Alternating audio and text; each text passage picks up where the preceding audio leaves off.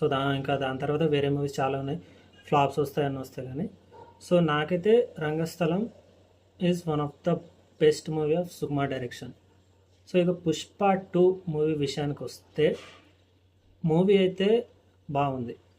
Pushpa first part చూసి ఇక second పార్ట్కి కూడా ఏదో హోప్స్ లైక్ ఏదో ఎక్స్పెక్టేషన్ పెట్టిపోతా అనుకుంటే ఒకవేళ, ఎందుకంటే పుష్ప 1 క్లైమాక్స్లో బన్వర్ సింగ్ షెకావత్ ఇంకా పుష్ప ఫేస్ ఆఫ్ ఉంటుందచ్చో అని ఆ విధంగా ఎక్స్పెక్టేషన్ పెట్టుకుని అయితే మాత్రం మీకు వెళ్ళకండి.